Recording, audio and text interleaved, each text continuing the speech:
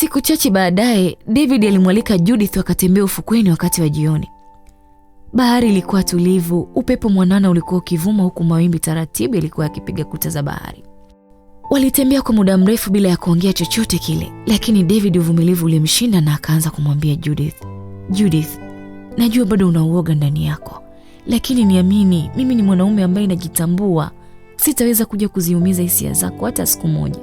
Judith alishusha pumzi.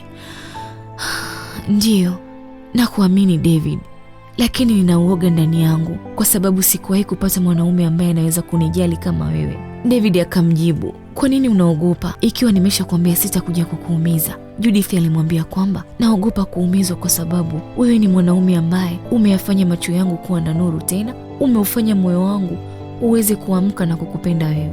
Baada ya hatua kadhaa, David alisimama na kumgeukia Judith huku akimshika mikono yake. Alimwambia kwamba, Judith, naomba nisikilize vizuri. Mimi siwezi kuahidi kwamba maisha yatakuwa rahisi siku zote, lakini ninaweza kukuahidi kwamba nitakuwa kando yako pale utakaponihitaji. Judith alimwangalia machoni David na kwa mara ya kwanza aliona ukweli ndani ya mboni za macho ya David. Wakati huo Vanessa alikuwa ameanza mpango wake. Alitafuta namba ya Judith katika kila hali ili kuanza mashambulio yake aliyoyapanga. Usiku ule Judy alipokea ujumbe mfupi kutoka kwenye namba ngeni ambao ulikuwa ukisema kwamba David anakudanganya, ana wanawake wengi, ondoka kabla hujachelewa, atakuja kukuumiza tu. Judith alishtuka aliposoma ule ujumbe. Alisoma ule ujumbe zaidi ya mara 5. Alikuwa hajui ni nani aliyetuma ule ujumbe na wala alikuwa hajui akitaka nini. Lakini Judith hakumuuliza David hata kidogo kwa sababu alihofia kumvunja moyo. Usiku wote alikesha, alikosa kabisa usingizi. Kesho yake alipokutana na David, hakutabasamu kama kawaida, alikuwa amekasirika ndani yake. Lakini kwa namna fulani David aligundua kwamba Judith hayuko sawa kabisa. Alimfuata na kumuuliza, mpenzi, kuna nini? Mbona unaonekana hauko sawa kabisa? Lakini Judith alikanusha, alisema kwamba hapana mpenzi, niko sawa, ni vile nilikosa usingizi usiku kucha.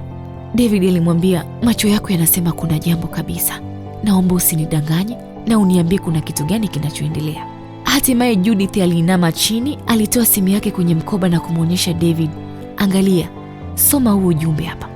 David alifungua ule ujumbe na akaanza kusoma taratibu. Alivyomaliza kusoma alimgeukia Judith na akamwambia kwamba, nataka uniangalie kwenye mboni za macho yangu. Judith aligeuka na kumwangalia. Nisikilize Judith, hii sio kweli kabisa. Mimi sina sababu ya kukudanganya. Kuna mtu anataka kutugombanisha. Judith alipumua kwa nguvu. Kwa mara nyingine alimwamini David na kumpa nafasi nyingine, bila ya kujua kwamba huo ndo ulikuwa mwanzo wake wa vita.